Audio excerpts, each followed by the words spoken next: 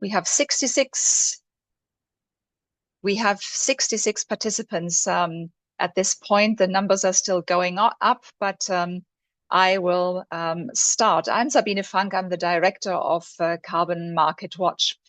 Given that you are participating today, you are likely to have followed the intense political contestations of the introduction of the ETS2 over the past year, at least. The question has always been from the start, how can the ETS2 be both fair and effective?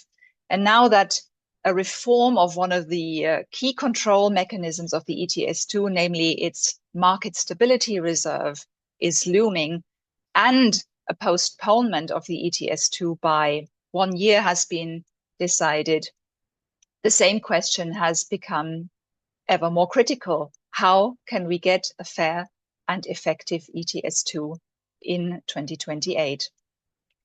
To help enlighten you on this question, we have 3 presentations in the program today, and we have a panel discussion in store with an opportunity at the end for some of your questions. Please use the Q&A function for this to post your questions. Please keep them related to the presentations and the panel discussion, and ensure that they are short and concise. This webinar is part of Carbon Market Watch's LIFE Effect project financed under the EU LIFE program. It's a project which is an effort of 9 NGO partners to help national policymakers navigate the design of socially fair and environmentally effective carbon pricing and revenue use for buildings and road transport. As you might have noticed by now, this webinar is being recorded, and the recording, together with the presentations, will be available on the LIFE Effect project website afterwards. Let me introduce our presenters. First, we will hear from Emma Wikström, who is our expert on EU carbon markets at Carbon Market Watch. She will warm us up with an ETS state of play overview and also present a resource for everybody with a stake in the ETS2 to understand it better, namely the ETS2 101 guide, which comes freshly off the press of the LIFE Effect project.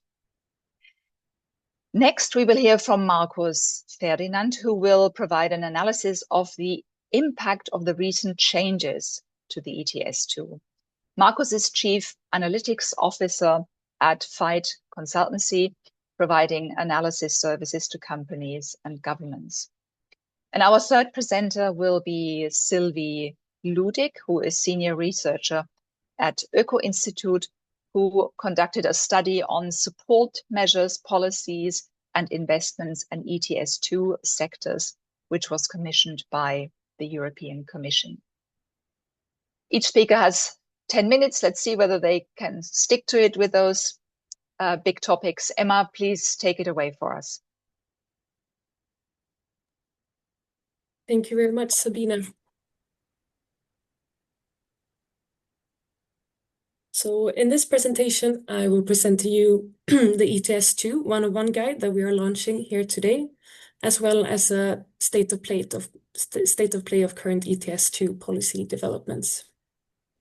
So the ETS2 101 is a guide explaining how the ETS2 works and how it can deliver for climate and people, and it was produced by the LIFE Effect consortium. The ETS2 101 guide, it includes explanation of what is the ETS2, how will it function based on current legislation, as well as information on the Social Climate Fund, ETS2 revenue spending, role of complementary measures, and more. The guide is accessible in 2 forms, the ETS2 101 guide itself, as well as 6 online training modules, which both are available on the LIFE Effect website. And the materials are also already available in 6 languages, but there are more translations on the way. So we hope that this can be a useful resource for many of you. And now over to the ETS2 state of play. And first with a background.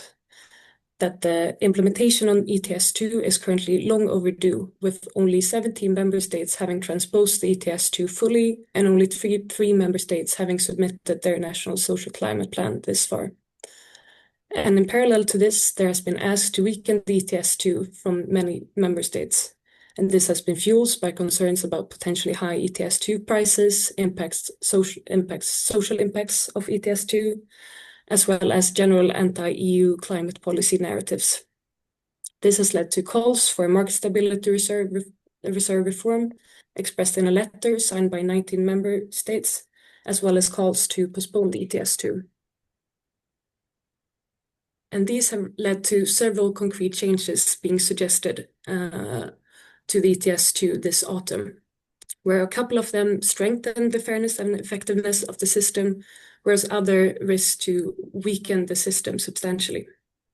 The first two positive proposals suggested by the Commission in October was the announcement of a front-loading facility allowing early access to member states to finance climate investments ahead of the start of the ETS2, which can help support households before the system kicks in, as well as the launching of early auctioning of ETS2 allowances a year before the actual system kicks in, which can help improve price predictability.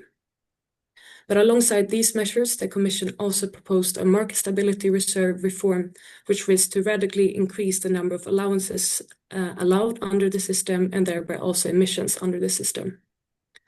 And only 2 weeks after the Commission announced the market stability reserve reform, the Council and Parliament also managed to get in a 1-year delay of the ETS2 in the context of the 2040 climate target. And I will speak more about these two proposals in the next 2 slides. So it was only last week that the Commission presented its formal proposal for the Market Stability Reserve reform. And to provide some background on this, the Market Stability Reserve is the supply control mechanism of the ETS2.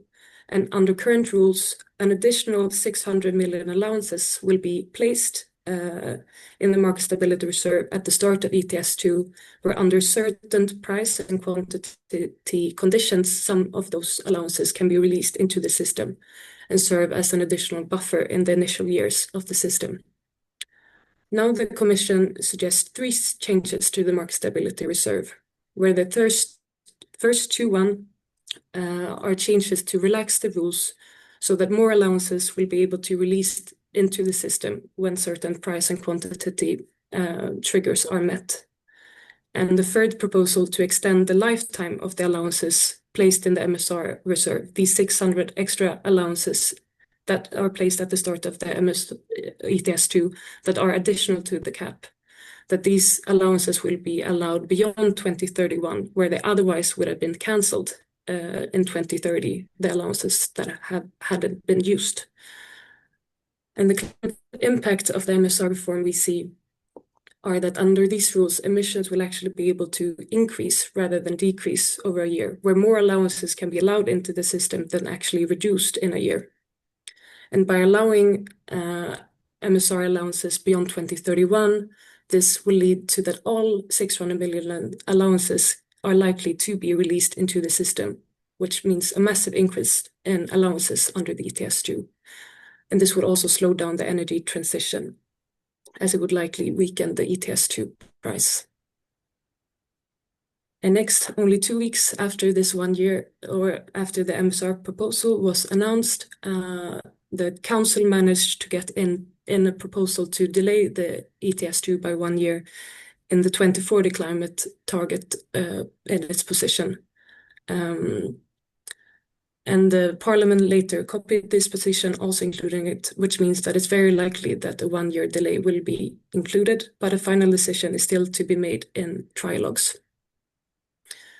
And a 1 year delay would have an impact on both climate action and support to vulnerable households, as there would be no carbon price signal to incentivize decarbonization in 2027. There would be around 50 billion lost in auctioning revenues in 2027, which also could have supported climate action, as well as an effect on the social climate fund, According to a leaked document from the Commission, the Social Climate Fund is still planned to start, would still start in 2026, but there would be a backloading of the access to Social Climate Fund revenues, as in that there would be less Social Climate Fund revenues available in 2027, but that these would be made up for in later years in 2028 and 2032. But this would still mean that the access to Social Climate Fund revenues will be backloaded, that vulnerable households will get support later rather than earlier, which is the opposite of what we need. On the last slide, I want to present some measures we believe are key to make the ETS2 fair and effective. First of all, it is critical that all ETS2 revenues are used to fund decarbonization and targeted direct payments to households, vulnerable households. And it's critical that these are socially targeted, transparent, and additional to existing measures. It is also critical that the national social climate plans are implemented and fit for purpose. We also believe it's key that the Social Climate Fund is extended and expanded beyond 2032 to support vulnerable households as the ETS2 price gradually increases over time. To further strengthen the Social Climate Fund, we think that the front-loaded ETS2 revenues should be spent applying the Social Climate Fund principles so that it is households that need it most that receive these this extra support. And lastly, it's key that the ETS2 is delivered in a smart policy package. And for this, we need strong complementary climate and social policies to support the ETS2. And this also connects to ending fossil fuel subsidies and ensuring a favorable taxation on electricity to strengthen and support the carbon price signal. Thank you.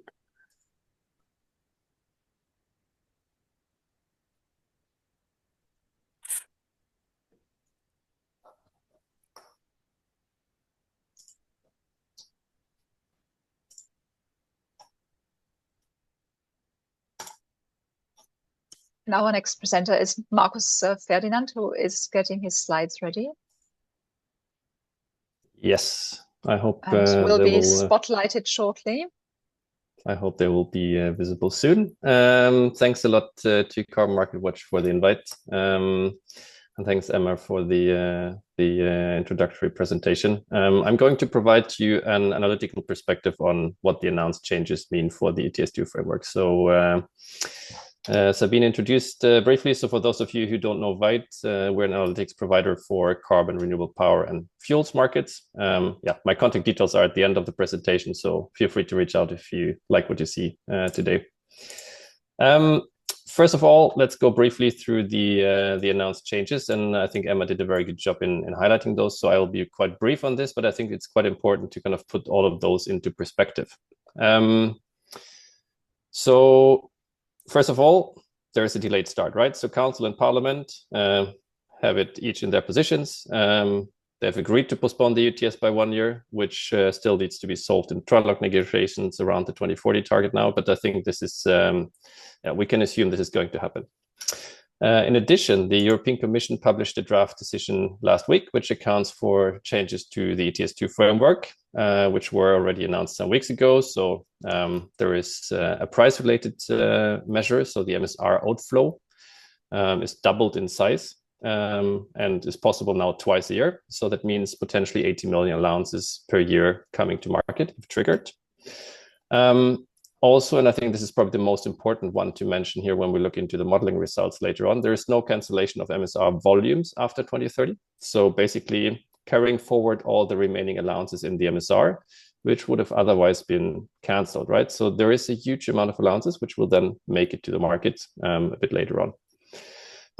There's a dynamic threshold that is introduced, which is associated with a lower threshold. So that basically means that the Market Stability Reserve will start to release allowances at a slightly earlier point in time compared to the original proposal. And also there's going to be early auctions.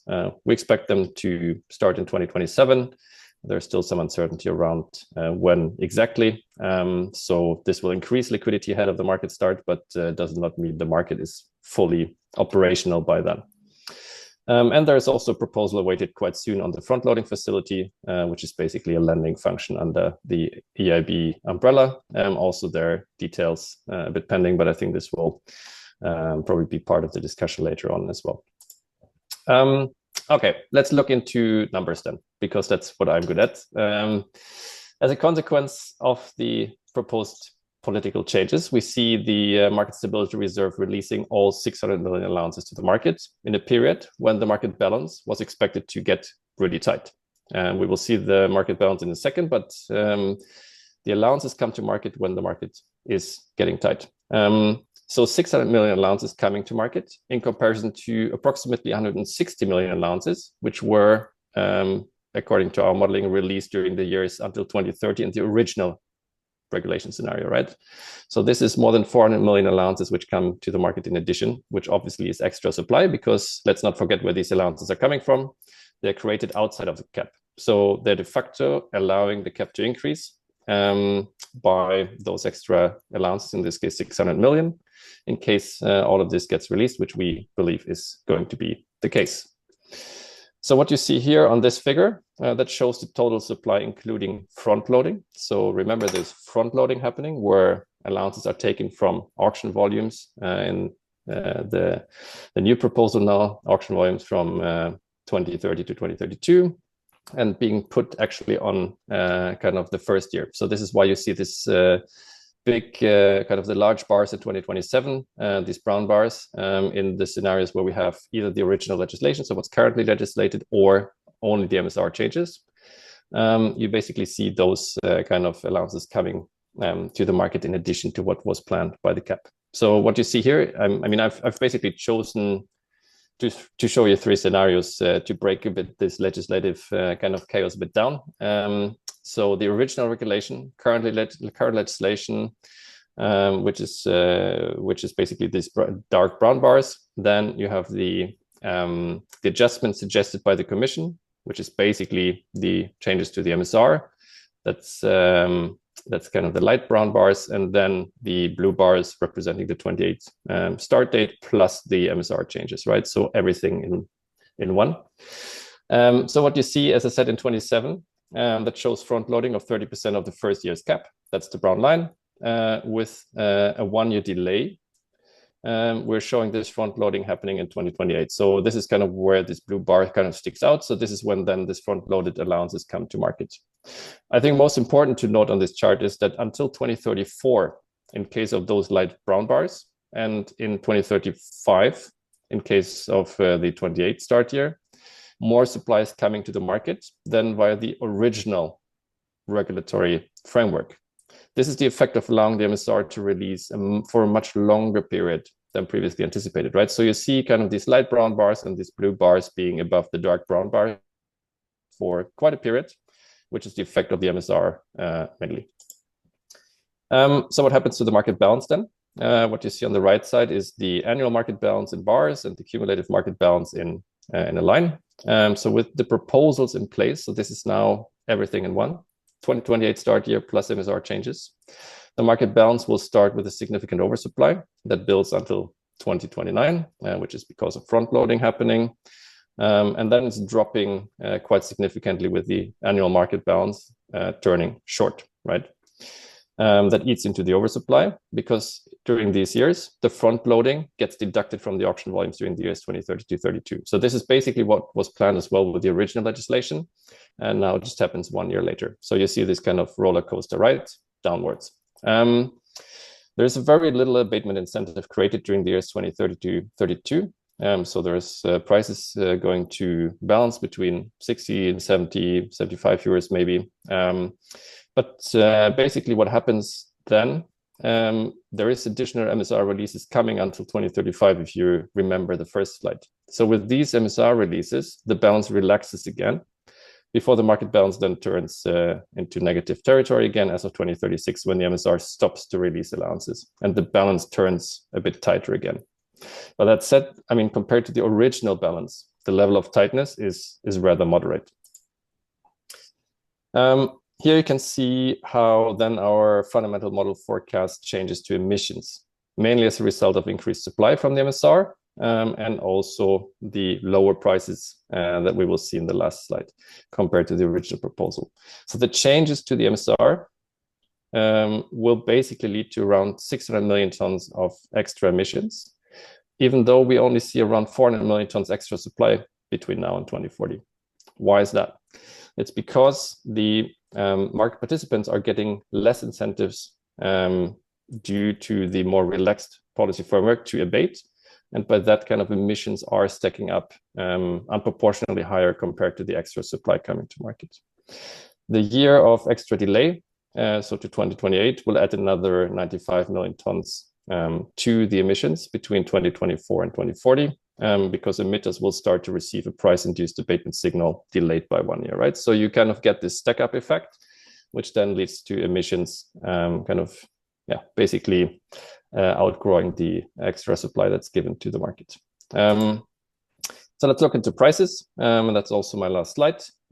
Compared to the original regulation, again, so basically what we currently have in legislation, this brown line, the dark brown line, the other two lines represent now the only the MSR changes, this light brown line again that you recognize from earlier slides, and then the blue line which starts in 28, as you can see. Both of those adjusted policy or regulatory setups result in significantly lower price pathways.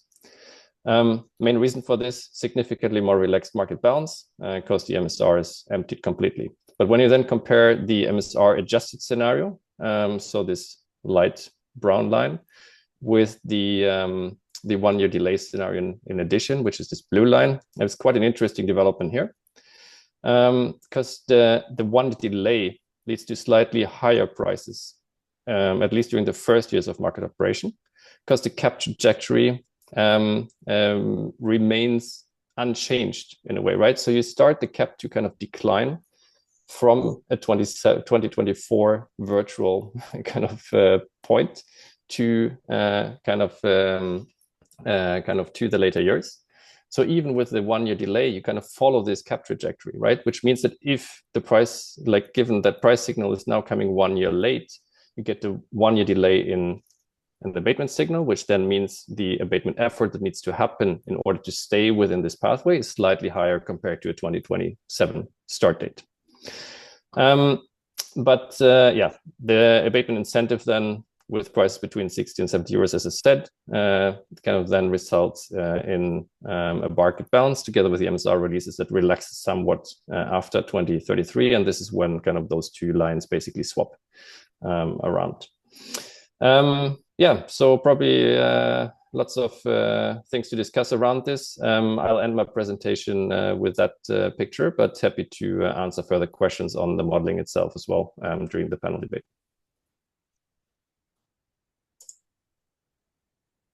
Thank you, Marcus. So we have seen that those changes are far from innocuous. They have serious consequences.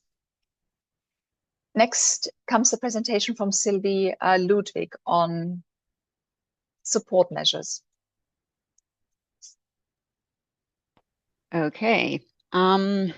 Thank you, Sabine, and also thank you to Emma and Marcus for setting the scene by describing the impacts of the planned changes to the ETS2. I'll also lead with some thoughts on that and then show you some results from a study that we conducted together with colleagues at Ricardo for DG Klima over the last year, basically.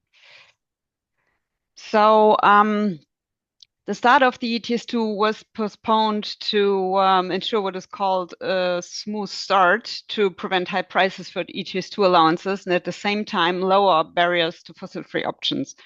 However, as the 2028 cap remains unchanged, it means that likely the deficit in 2028 might be larger than if the start had been already in 2027, which would induce higher prices.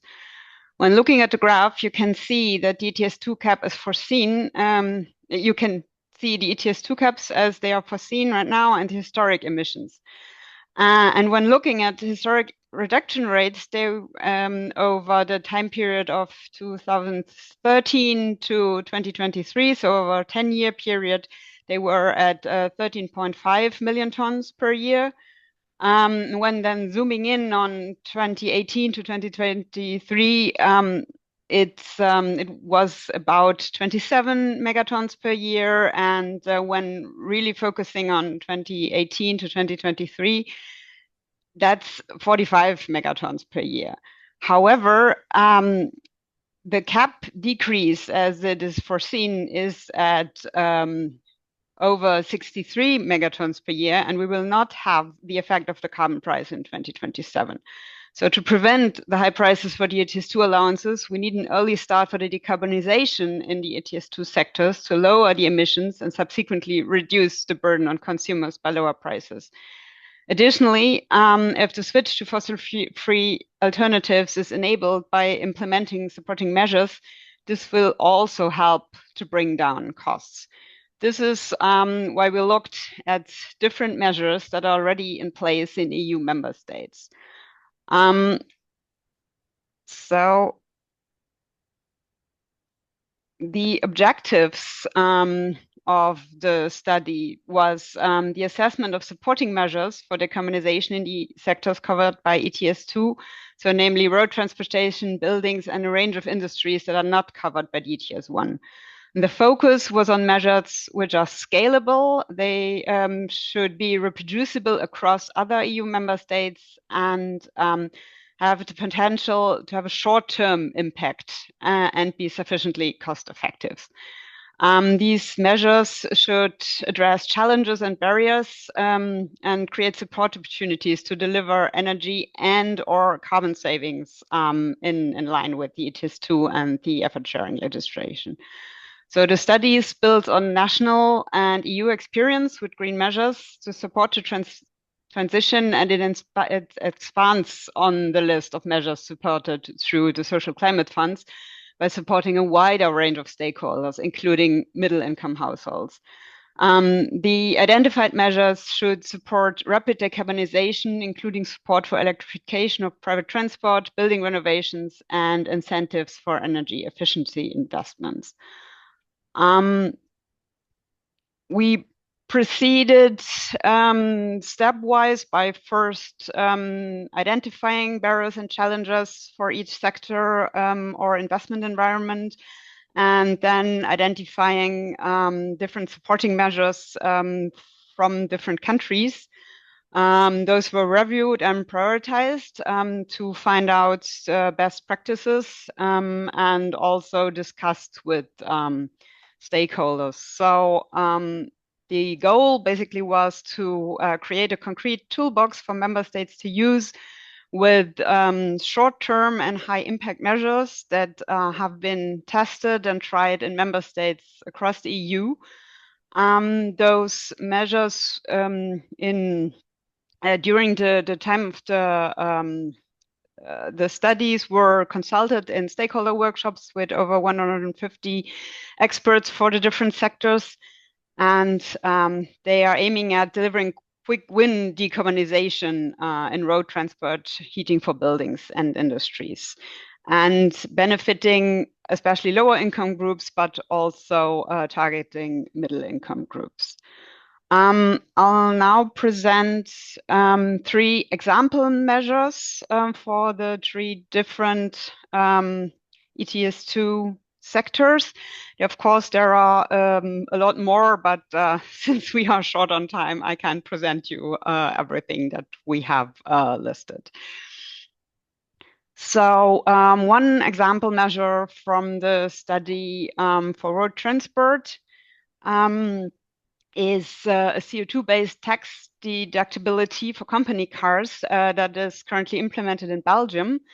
It targets companies with commercially registered vehicles by linking tax incentives to vehicle emissions. So companies can claim higher depreciation for zero-emission vehicles, reducing their taxable profits and thus lowering corporate or income tax. And the idea is that this should encourage adoption of electric vehicles by increasing deductibility and phasing out the deductibility of internal combustion engine vehicles.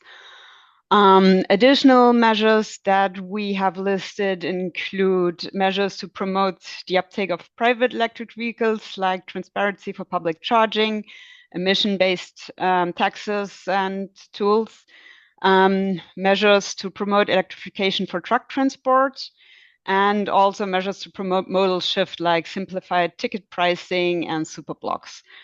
However, while the latter are, of course, very important, it's the measures to promote electrification of transport that are most efficient in providing a fast reduction of emissions, which was basically the main goal. One example measures from the study in the building sector is on-bill financing, which enables homeowners or tenants to implement energy efficiency or renewable energy renovations without upfront costs, basically by repaying the investment to their regular energy bills, with ideally the energy savings offsetting all or part of the payments for the investments. So this is a measure that we have found to currently already be implemented in France, Italy, the Netherlands, Spain, and Lithuania. There might be other countries where it's implemented right now, but basically this is the countries where we found it during the course of the studies. And so this the idea is that this measure should reduce the upfront cost and mitigate the long payback periods that such investments usually have by allowing repayments through the energy bills, which hopefully are reduced by the savings through those investments.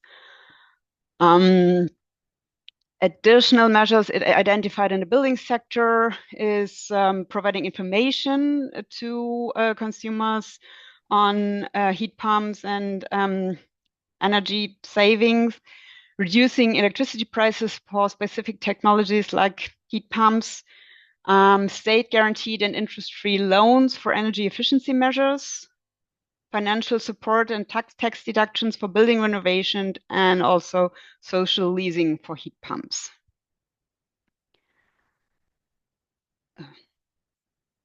Then there is the third part of the sectors covered by the ETS2 is industries that are not under the ETS1. And one example measure from the study that was found here are financing schemes that support energy efficiency investments. A wide range of such national financial support programs, including grants, tax credits, soft loans, and different guarantees are already in place in different countries. And so the idea is that they should reduce financial barriers to energy efficiency by covering investment costs through direct support or favorable financing conditions. So basically, when member states look to implement such measures, they can use the study as a guide. So if they wish replicate and implement measures in their own member states, taking specific elements that can be adapted and used to improve existing measures within the member state, or use the measures as an inspiration to create completely new measures for decarbonizations in the ETS2 sectors in their countries. And it's beneficial for member states to implement decarbonization measures as soon as possible to have the largest impact on ETS2 prices and thus on the burden for their population. Yeah, of course, since this was really fast, I provided the link to the complete studies and also to slides with more information in my presentation. And as far as I'm informed, you will be able to access those presentations afterwards, so you can have a look at the and take a more in-depth view at what we discovered. Thank you. Thank you, Sylvie. And with that slide to links, you already answered some of the audience questions who want to have a closer look and not just at the three examples that you selected with some difficulty. They want to see everything. So it's good we have created that interest. So thanks a lot to Emma, Markus, and Sylvie for the presentations. we now turn to the panel discussion with this wealth of information that we already have. Be reminded that you can post any questions that occur to you during the panel in the Q&A, but be also reminded to keep them related to the panel discussion and ensure that your questions are short and snappy. Now, in addition to the presenters, we have on the panel Luke Haywood, hello Luke, who is Head of Climate and Energy at the European Environmental Bureau. And we have Eva Schwab, hello Eva, who is Policy Officer at FEANSA, which is the European Federation of National Organizations working with the homeless. And we have Josephine, hello Josephine van Beckelare, who is Policy Director at the European Heat Pump Association. Now, all going well, we'll do 3 rounds in this panel. Maybe we will only have time for 2 rounds. Let's see. In the first panel round, I want to dig a bit deeper into the impact of the recent changes to the ETS2, because they're really worthwhile taking in properly. Luke, can I start with you and the question, what are the implications on social fairness and environmental effectiveness, the 2 things that always go together, of the MSR2 reform in particular? We're talking about 2 major changes, but MSR2 reform is one of them. So what does MSR2 reform really do here? Yes, thanks and very much. Reform usually has a positive connotation, right? Well, good question. So let me just take it. We step back. So where are we now? We have this later start. We have this larger MSR. Both imply basically less contribution of ETS2 to reaching climate targets. So ETS2 has become smaller. To be completely honest, I think most of us here should view that as a bit of a failure on our part, because we are the carbon market people. So I think we have to recognize that we were not successful in explaining this scheme and making clear what the advantages are, and in ensuring that potential price risks, for example, aren't too fearsome. If we look ahead now at the impact, we will need additional efforts in 27 to decarbonize without the higher prices. We will need additional efforts from 28 onwards because prices are lower. How much additional? We don't really know, but households need to know. They need to have a good idea of the price paths in order to invest optimally. It's not just firms. This is where it's so different from ETS1. And I think part of the problem has been that we've been going at this with an ETS1 mindset. It's fundamentally different. Firms can hedge, they can buy insurance, they have the insights by Vite and other companies. They can deal with this. Households, much more difficult, and politicians are going to follow the most fearsome elements in the populace. So households need to know, but governments also need to know, because they need to know about technology diffusion. What's going to happen with the price, and what do we need to, where do we need additional subsidies or regulations? And all that only if the new rules last. And I guess this is the other thing, impact for me. What we've seen is that the MSR decision looks fairly similar to what was initially suggested by the states. The Commission took this up. In the worst case, in the trilogues, presumably everything could be emitted immediately and not over this period of, I think it was around about 10 years that Marcus showed. So there's a limited amount of damage that can be done because the total amount of the MSR is fixed in the ETS directive. But the EU climate law negotiation, yes, the council and parliament positions are close, but beyond the delay that was acted, Parliament and Council have really set a precedent here that completely goes counter to the Commission's right of initiative. So the Council just came up with this delay by 1 year and put it on the table, and the Parliament agreed. But what that means going forward is if the council and the parliament get together and say we want to delay by another 1, 2, 3 years, how could the commission then say, no, that's not possible, we're not putting this on the table? This is the right that they defended in the past. They said, we are only going to put certain pieces of legislation on the table. So we have a dangerous precedent here. If you want to protect the current rules of ETS2 and say that they are not going to change, that I think is one impact, which is not technical and not social, but I think which is very important for the political credibility, which again is important for the security of investment, and to make sure that people actually do take these decarbonizing investments early on. So I think we need households, but also politicians to really understand the current system, and that includes prices and price paths. Otherwise, I don't think we can respond to critics. And we need to know what additional policy packages. I really valued the work that Sylvie presented. I think it's super important. I think we need more of this. We don't just need a sort of top 10. We need what are the different ways that you can achieve these climate targets in your building and transport areas.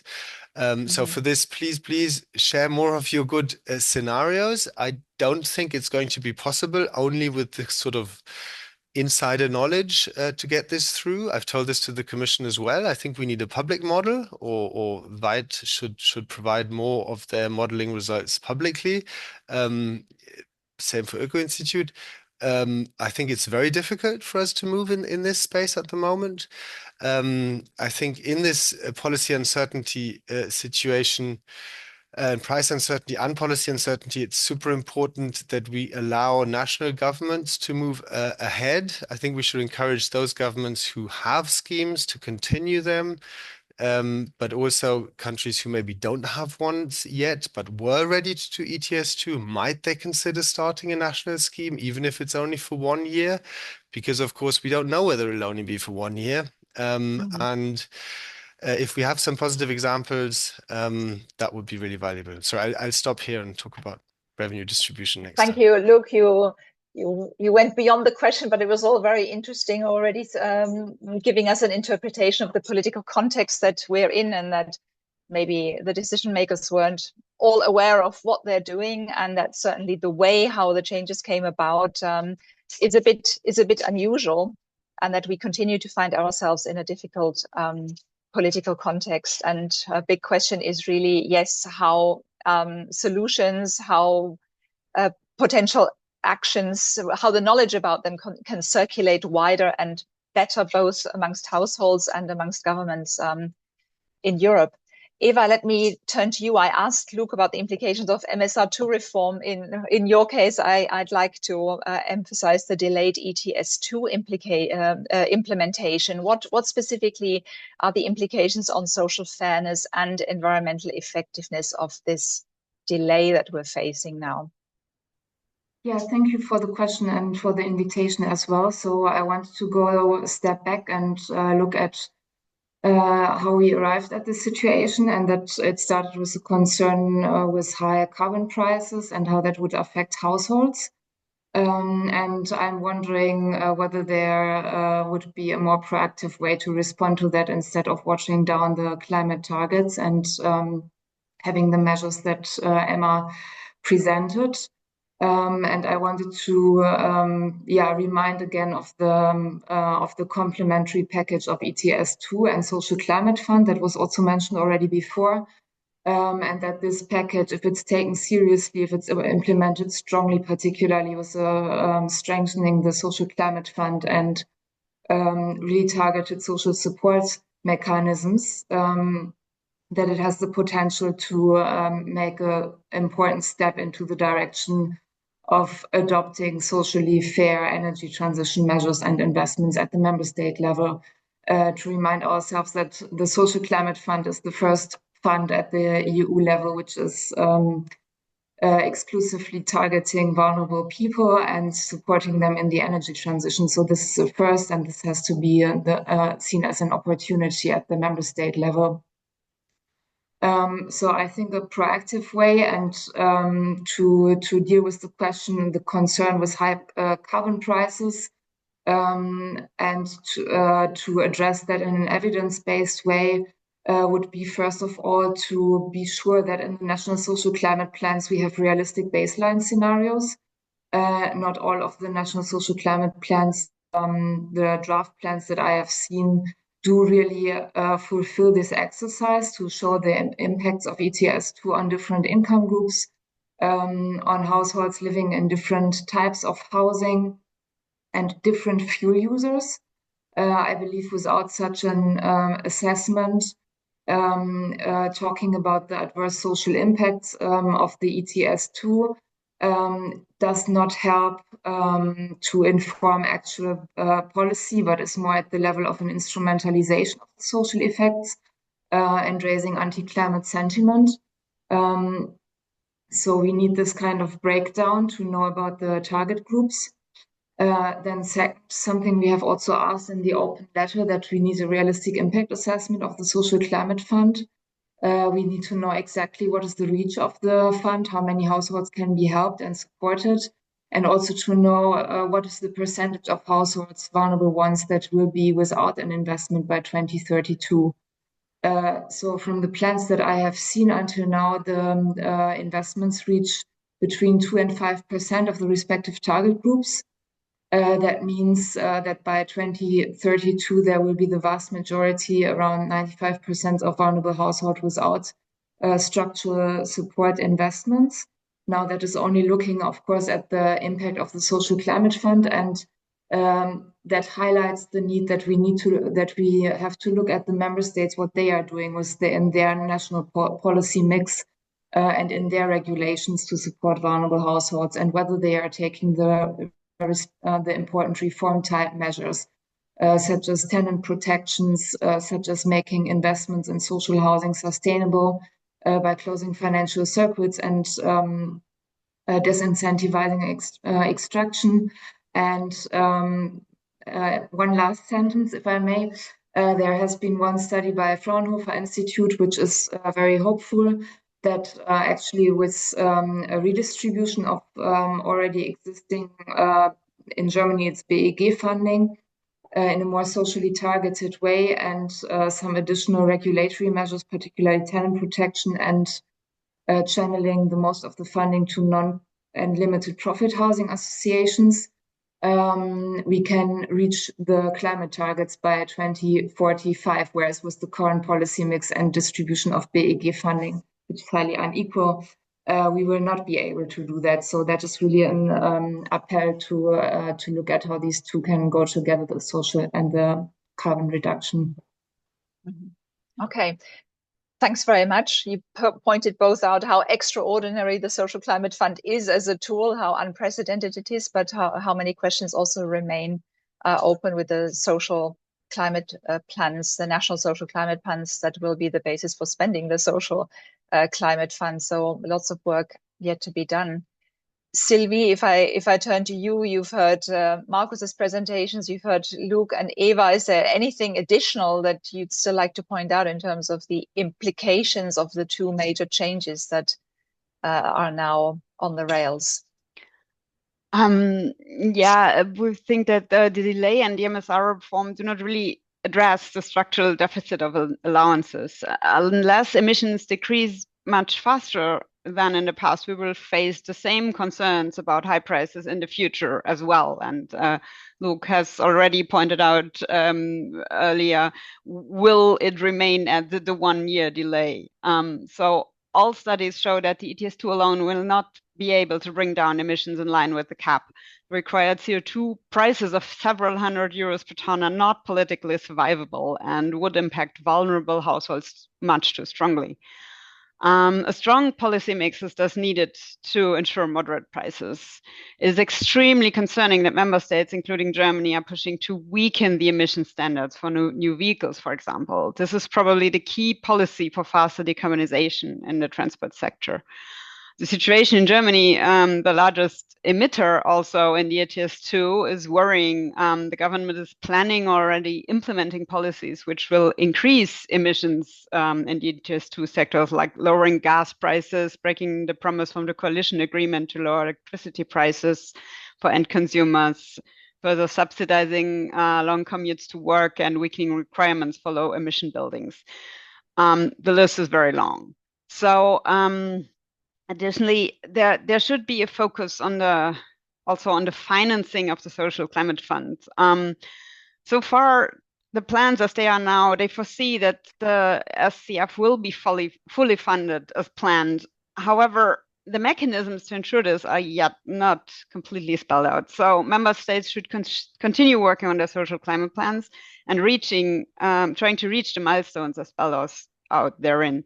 This will help reducing the impact on vulnerable groups by A, allowing them to make the switch to options with a lower fossil burden, and B, lowering the burden through the ETS2 price by ensuring early decarbonization in the ETS2 sectors.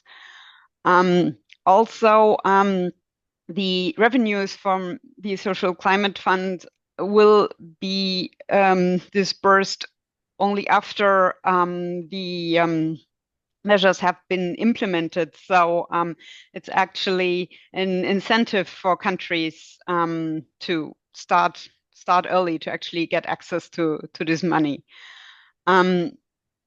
The 2028 cap under the ETS2 remains unchanged, while there will be no enforced 2027 cap. So we should really make sure that the additional year is used proactively to mitigate the impact of the 2028 cap on the ETS2 emissions. That is indeed your key message, Sylvie, isn't it? Given that we have the delay, let's make the best of it. Let's take the crisis into an opportunity as best we can. Yep. I'd like to turn to Josephine at this point, who represents another stakeholder in the game. There's the whole clean tech industry that has pinned certain hopes to all the climate policies and to the ETS2. In particular, Josephine, what impacts do you see that a postponed start of the ETS2 might have on clean tech and on the heat pump market specifically, given that you represent the European Heat Pump Association? Thank you very much, Sabine, and also thank you very much for these very insightful presentations. So for the heat pump sector, of course, and for the heating sector in general, ETS2 is a very important instrument. And of course, a postponement is not a good signal for us. So to give a bit of background, so in 2022, we had a huge increase in heat pump sales because of the energy crisis and because of the increase in gas prices. So low gas prices immediately led to an higher sales of heat pumps. And then this also led to our manufacturers investing heavily in new production lines, in new factories for heat pumps. So they were foreseeing at that point 7 billion of new investments in the next years to come closer to this higher demand. But then in the next years, again, we saw a decrease in heat pump sales because gas prices went down again. So it's really the relation between gas prices and heat pump sales are very obvious between the electricity to gas price ratio and heat pump sales. So now we risk again with the delay of ETS2 that those investments do not materialize and do not pay off. So what we need as a sector is really a long-term policy clarity to give security to investments. Luc has said this very clearly also in his intervention. We really need to have long-term security for consumers, for investments, for manufacturers, and so on. And this is really something that ETS could give. But again, now it has been delayed. There's these additional measures. The question is what will happen next? So again, you have this uncertainty that we could really miss. And we see also, the government's delay for 1 year. It's really unhelpful. Political posturing, where we see that really time is of the essence right now. We need to electrify for energy security, for competitiveness, for the decarbonization. And the key barrier for us is indeed this low gas prices versus high electricity prices. So the key message from our side is really give regulatory certainty, give clear political signals, also stop saying this technology neutrality. No, we need technology clarity. You know which technologies are mature, which are working well, which are important for security, competitiveness, and decarbonization. So also need to give political signals in line with that. So I will keep it here for this first question. Thank you very much. That was nice and precise. We'll go straight into the second round, in which I would like to look at the action possibilities left. We can't afford to be depressed, right? We always have to see what can still be done under new circumstances.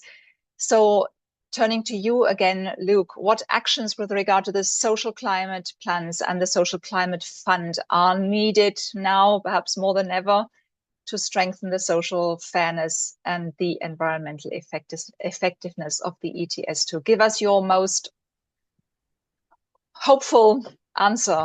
What can still be done? Okay, well, the hopeful, I guess, okay, so the piece of the hopeful answer is there's a lot of money that we haven't talked about a lot, which is the money that's not in the Social Climate Fund, but that's given to member states. So this is on average 75%. This is not talked about a lot. There are some conditionalities, but they're less strict. And we haven't heard much from EU countries what they want to do with this money. But from a social perspective, if you compare carbon pricing, which is per se regressive, i.e. in relative terms, it hits the poorer more strongly. If you compare that to carbon taxes plus just a very simple per capita redistribution of the revenues, i.e. direct payments to households, like they did in Austria, then it suddenly becomes very progressive, i.e. the poor actually gain from this system, and up until about half the population can gain. So it really depends a lot on where the revenues go. And most of the revenues are not funneled via the Social Climate Fund. So I guess I think we've done a good job thinking carefully about what are the most affected individuals, about vulnerabilities. I think we've thought a little bit less about what is a fair distribution across the whole of the population, because everyone will be affected. Even people who have EVs and have heat pumps will be affected by ETS2, because services that they consume will have inputs in them that are affected by ETS2. So I think we will all find out that in more or less strong where we will be affected. So if we can talk more about how these should be spent, these revenues, I think that would be really valuable and can help provide a perspective on what is the big advantage of carbon pricing compared to regulation, i.e. that you have revenues to distribute. And I think that could really help the discussion. Thanks. Thanks a lot. Eva, we've heard from Sylvie about complementary climate measures, but what about complementary social measures? What is still available to member states to support people in this transition linked to the ETS2 and strengthen the fairness of the ETS2? Yeah, thank you. So I want to briefly address both structural investments and cost supportive measures. So I believe in the field of there can be policies that create supportive environment for structural investments under the national social climate plans. And these are particularly creating closed financial circuits for public funding that goes into a direction of supporting an energy transition that is socially fair, and also social conditionality. I already mentioned that we have tenant protection here. We have rent caps for housing providers that receive public funding for renovations. Yeah, we can go into more detail. I believe, again, the Fraunhofer Institute report has some valuable suggestions here.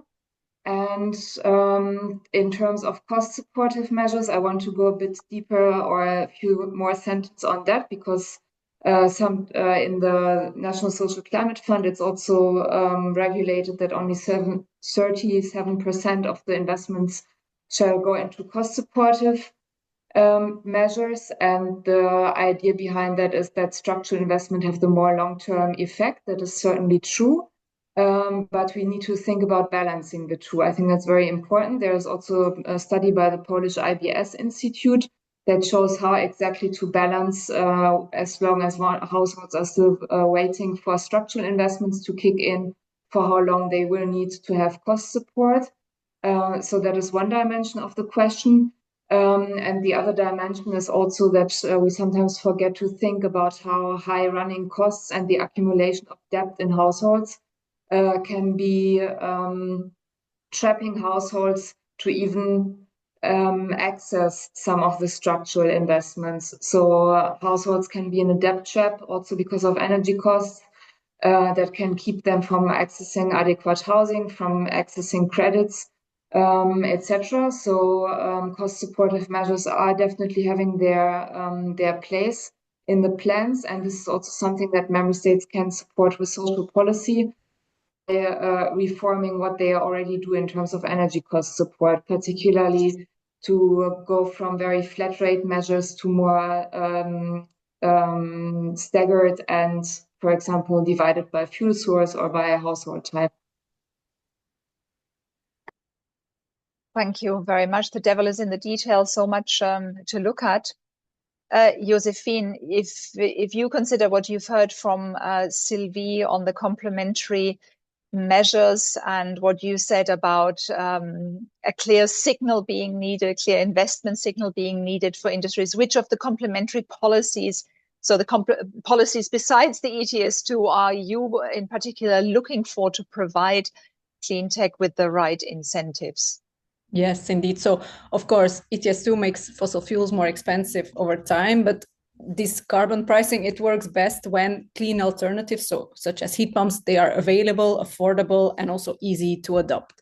So the ETS2 creates the economic push, but yeah, you of course need these complementary policies to make it easier to also act upon this economic push. So we would see these complementary policies in different buckets. One is, for example, reducing also the upfront costs, because of course ETS2 helps with the operating costs, but we also need to address, of course, the upfront costs for clean tech.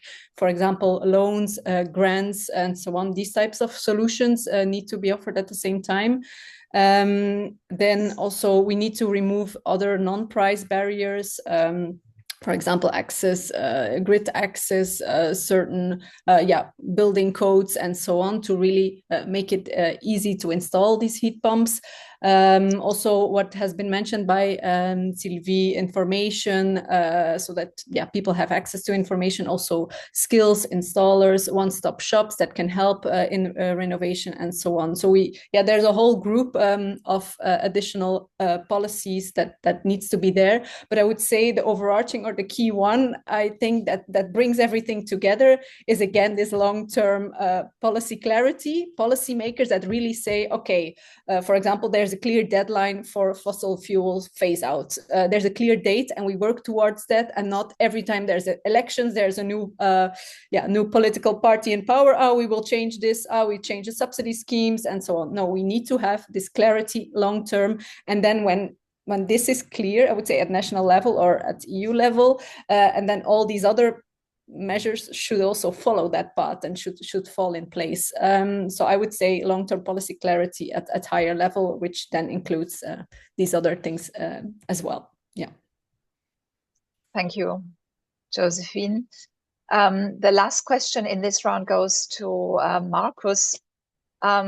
You'd like to crunch the numbers about the ETSs and the ETS2 in particular, with the MSR reform and the delay, but nevertheless a question to you as well about the role of the the complementary environmental policies. How do you see them in relationship to, shall we say, a well-functioning ETS2?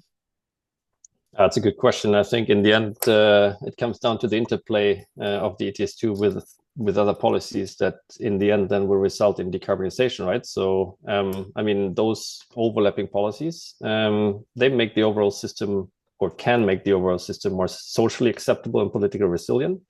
But I think also the strength of those kind of overlapping policies obviously then defines what the ETS2 in the end needs to do in terms of decarbonization, right? So I think this is quite important, and this is also important with regards to when we discuss prices, for instance, in the ETS2, right? I mean, there has been a huge discussion around prices being potentially too high, being kind of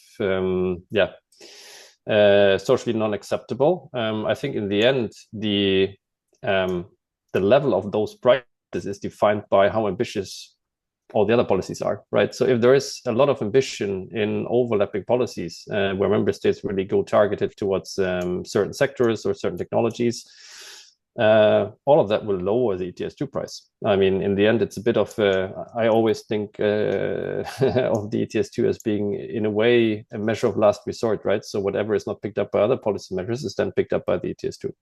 And I think this is super important here because, I mean, one thing is to have a very, let's say, heated debate around price levels on the ETS2 side. I think what has not been very heated is a debate around whether member states are actually ambitious enough to prevent those prices from happening with national measures. And I think this is probably a discussion that will follow now.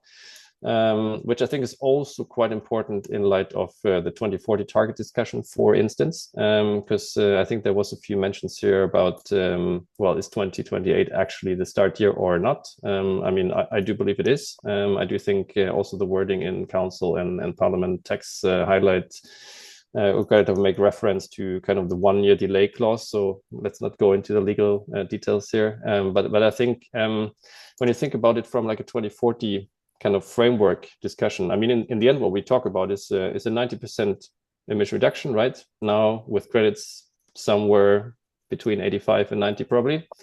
But in the end, there is still kind of, it's kind of, there is a finite budget of carbon allowances in a way that kind of can contribute towards target achievement, right? So if we talk about a weakening of one of the elements here, in this case, the ETS2, in terms of like achieving this target, there needs to be somewhere an ambition increase in order to reach the target pathway, right? Well, I mean, one potential valve is now international credits. So this can be discussed on how this is used. But overall, we I think we need to kind of look at it from like this entirety of policy measures. And then translate what this means for ambition levels. And I think within the ETS2 discussion, I think kind of further delaying kind of ambition kind of to actually hit the market is going to come at the cost of high ambition somewhere else. We all know the debate in the ETS1 and kind of competitiveness for industries there and things like that, right? So I think there is not that much flexibility neither in other areas to kind of account for this. So that might be kind of a bit more of a round answer to your question. But I think in the end, it's the mix that kind of makes this a successful setup. Well, it's a clear answer. Complementary measure have the potential to have an enormous impact, but it's difficult to depict that, right? I mean, your projections don't take complementary measures into account. And when member governments feared about ETS price developments, they based themselves on information about potential ETS development that didn't take complementary measures into account either. Is that a problem that is somehow surmountable, or will we, is it insurmountable? Can I just interject there? So our model does account for kind of complementary measures. So we do have a very huge kind of, in a way, subsidy and regulation database in the background. So everything that is announced and or already implemented is accounted for, right? But that is already implemented. Implement or announced. But still, there is obviously a lot of room for adjusting the way how member states are kind of positioning themselves, right? Okay. And I mean, we can continue discussion there is room for improvement upwards. Okay, thank you. Of course, there is. Josephine, you have your hand up as well. You have something to add on this point. Yeah, very, very briefly. I also wanted to add to what Marcus said, that specifically, like when you mentioned, what ETS2 still needs to do, if you look at overlapping policies, a very important one is also the taxation. So the taxes and levies put on the electricity versus the gas bill. I think there's a lot that member states can do, because at EU level, of course, the energy taxation directive, it's a bit in a dead end. So there, I think, we also know that the European Commission will publish end of this year, early next year, recommendations on how to shift away taxes from the electricity bill, can be either to the gas bill or to the general budget. But these are, exactly, a very important complementary things that can be taken at national level. Also, now we heard this week, for example, in Belgium, the excise duties on the electricity bill will be reduced and those on the gas bill will be increased. And you see more and more of these initiatives being taken at national level, but it's important to keep doing those as well. And to get member states to talk to each other about what is a good measure and what works. Thanks all very much. I close the second round for now. I will indeed hold on with the third round and turn to the Q&A now, because we have some good questions from the audience. Eva, I will start with the question to you, with a question that comes from James Collis. He asks whether the Social Climate Fund is an effective, shall we say, solidarity mechanisms between member states, or to address and solve poverty. Is it, you said the Social Climate Fund is an extra, or is a first of its kind in the EU, but James goes a bit further by asking, is it an effective solidarity mechanism? So I would highlight definitely the solidarity mechanism that's built into the Social Climate Fund. That takes into consideration that different countries have different starting points in terms of decarbonization and different economic means to address the problem, and have different amounts of population that will be affected and that will be unable to invest. I don't think that the Social Climate Fund is meant to be, or as I also try to illustrate with the assessment, will be able to solve energy poverty. By no means. It's as I said, like probably 95% of the target populations will not receive any support. But that is where we come in with the reform inducing potential of the Social Climate Fund. So since member states now have to go through this exercise to develop investments that are highly socially targeted, we have this window of opportunity to create path dependency or traction in terms of creating policies that do that within the member states. So I think it's very important to see a both and answer in this case. Thank you very much. And the next question might be to Luke, might be to Markus, but maybe somebody else wants to answer to it. Is the whole effect of these changes on the 2030 ambition, not even the 2040 ambition, but 2030 ambition, with the increase of allowances? Aren't they putting the ETS, the credibility of the ETS2 at risk, is the question.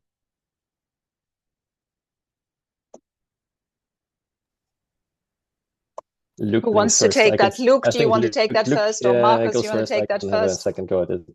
I can just, yes. The short answer is yes.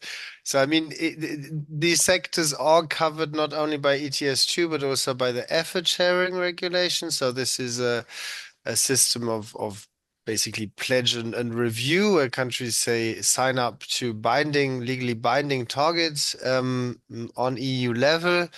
And if they miss these targets, they can either purchase different type of certificate from other countries, but it's unclear if all targets are missed, then that's obviously not possible. And the alternative is fines, I guess.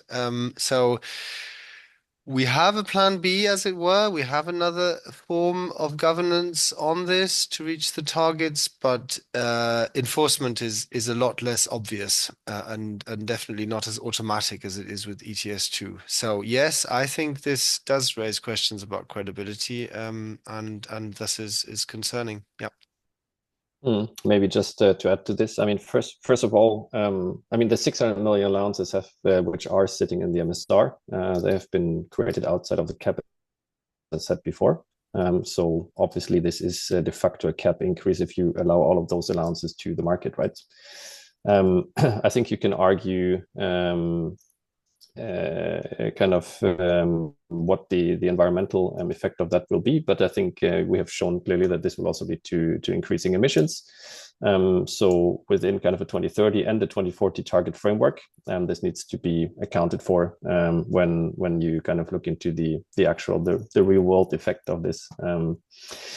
How much is the effect? I mean, 600 million allowances, that's around half of the first year cap. So this is a substantial amount. And I think this is, this is an amount which is now fully coming to market. In terms of credibility, I mean, we have discussed this before. So I think making ex post adjustments of a market framework is always like causing some debate, especially amongst those who are considering themselves as front movers and early adopters, and also kind of potentially creating precedents for some other kind of changes in light of the upcoming ETS1 review and things like that, right? I think again, for me, from an analyst perspective, slightly different with regards to comparing ETS2 and ETS1. ETS2 currently non-existent market, will start to exist, is still in a way in negotiation, with like some early action that has been taken, but kind of probably not as many investments based on that framework in comparison to the ETS1 framework. So I think, which is an existing market since 2005, and has shown that kind of the price signal is leading to decarbonization and abatement, right? So I think there is kind of nuances here, which I'm probably not the best one to answer, but I do think that that needs to be accounted for when we have such a discussion. Thank you. The next question is a sort of big picture question, looking even beyond the ETS2. It comes from Waynand Stoofs from Carbon Market Watch. Considering that there are 4 different policy procedures, and now the question has disappeared from my eyes. No, here it is again.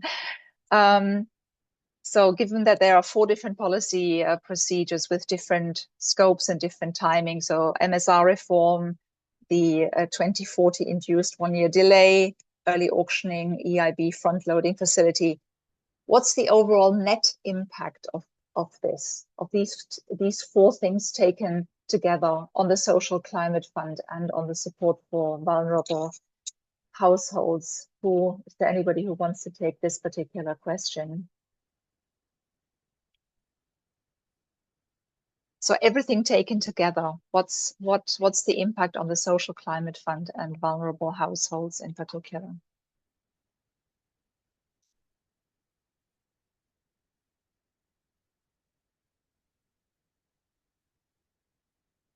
Is this too difficult a question?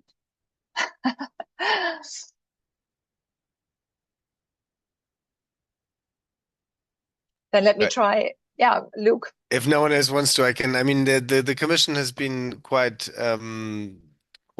positive on the Social Climate Fund and trying to protect it. So there's an additional sale of ETS1 for the year 27, enabling the Social Climate Fund to start in 26. So basically, they are trying to protect the envelope, the total amount of funds available for the Social Climate Fund, despite the fact that the scheme would now run 1 year less.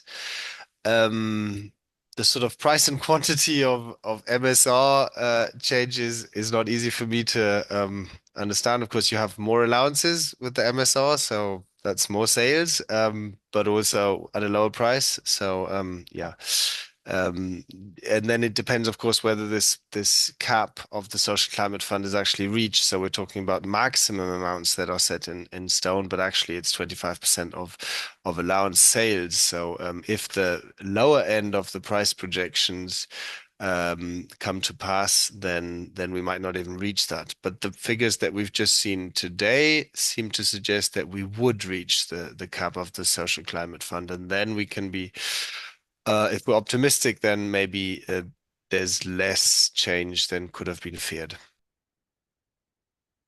Thank you. Concise answer to a difficult question. Josephine has something to add to this one.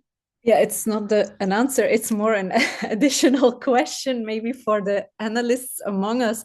What we get often also as a question from our members is, what is the actual impact on the prices for consumers? What will they see on their bill if all these different scenarios play out? So what is, that's the question. So have you done any analysis of that as well on consumer bills, for example, for their gas heating of the different scenarios? Markus, is that within your remit? Well, potentially. We haven't done kind of an updated calculation based on the new policy proposals. So that's something I will have to come back to. I mean, I can. So when we calculated kind of the original proposal, where we expected carbon prices to go up to a bit more than 200 euros per ton, that resulted in increased pump prices of around €0.50. So if we now back calculate this, as I said, exact calculation I'll have to do, but assume we are now seeing prices around 1/3 at the same point in time, so around 70-80 euros. I mean, you can do the math yourself. I think the impact on the pump at least is going to be rather insignificant if you look at it from like a liter price. I mean, and then you can do the same math on obviously on heating fuels as well. So all of that obviously has had significant impact then in terms of the relative change of the price increase compared to the original scenario. Thank you.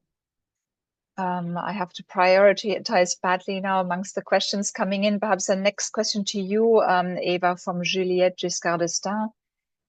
Which is, given the supporting / complementary measures are all at member state level, might this mean that some vulnerable people in member states that have governments with less climate inclined governments might be left behind, given that social climate funding will just be a part of the picture? How do we ensure this does not happen?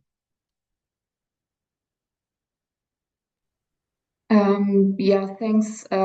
So I'm not totally sure I understand the question. So I guess it goes in the direction of member states that are not adopting the ETS2. That means they will also not receive funding from the Social Climate Fund. I think the concern that she has is that what if countries don't do the complementary measures, no? Yeah, I think it's about the complementary measures more than the Social Climate Fund not becoming applicable if the ETS2 is not implemented in a country. Yes. So from my understanding with the consultations that we had with the Commission about the plans is that one of the things the Commission really looks at with the plans is whether there are reform type measures. So it will not be enough to simply make the investments and measures, but also to show how that fits within the general policy environment, and then also what kind of forward-looking changes member states will be making. So I think from the mechanism that we have with the Social Climate Fund in terms of influencing national level policy, there is something in place. It's hard to say at this point how strong that will be. Maybe also thinking about that we have the national building renovation plans coming up, and there are some articles that are relevant for vulnerable households. So I think it's it doesn't all hinge on the national social climate plans.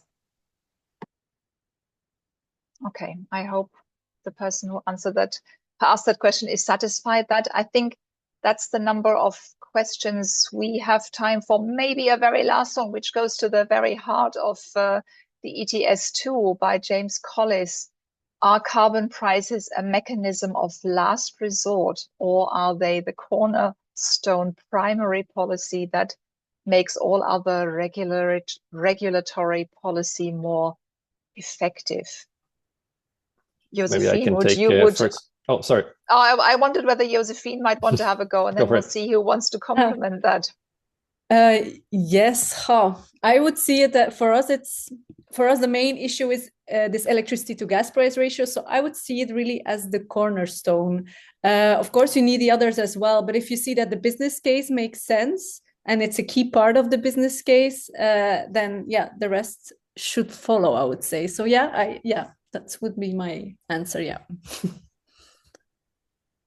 Thank you, Markus. Anything to add quickly? Yeah, sorry for jumping the queue. It was just because I think I used the last resort kind of point when I made my point earlier.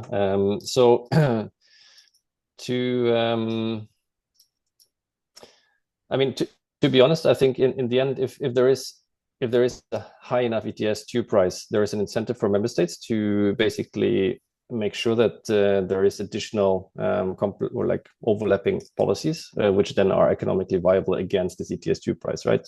So I think what we need to what we need to kind of discuss here is if like regulation is now allowing for the ETS2 price to drop considerably compared to what was originally planned. There is, I think, a risk that member states will find it more difficult to justify certain complementary measures because they're economically not viable against this then lower ETS2 price. And I think this is a bit like where there's a slight danger here that a less ambitious ETS2 price is then providing a bit of a different incentive to member states. So in that case, I mean, usually I agree, ETS2 or ETS prices should be the cornerstone of any kind of decarbonization efforts and then drag other policies with it. I think with the ETS2, I have a bit of a different opinion at the moment with regards to how this policy instrument is kind of positioned. Thank you very much. So our webinar is coming to an end. I would have had a last question for all of you. There's no time for your answers, but I want to send you away with that question to think about it.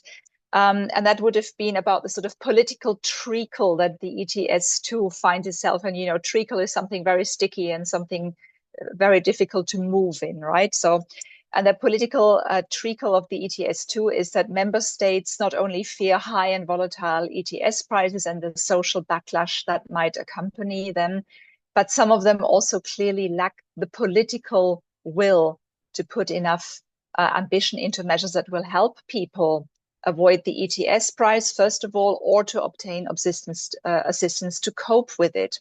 And then some governments are obviously also very happy to be distracted from their climate ambition by other policy concerns. So it's a difficult political situation. So nevertheless, we have to ask ourselves the question, how can we still push governments to implement the ETS2, strong social climate plans, and to take the additional social and climate actions needed to ensure a fair and effective ETS2. So that's the question I give away of you for into all the work that you will continue to do on a daily basis. I want to thank you all for the rich presentations and for the rich discussions and for all the audience questions, the keen interest from the audience in this topic. I hope you've all taken something useful away for your work and for further discussions which you might have elsewhere. Now, as I mentioned, this webinar is part of an EU-funded program, and it comes with such projects that we need to evaluate our project activities. So we would appreciate if you, the participants, would let us know what you thought about this webinar. The link to the evaluation form is or will be posted in the chat any moment. Please hurry to click on it before this webinar ends so that it is an open window where you can work. Finally, let me remind you that the recording of the webinar and all presentations will shortly be available on the Live Effect project website. What lasting can I say? Keep fighting the good fight. Thank you for your interest and your time, and have a good rest of afternoon. Goodbye, everyone.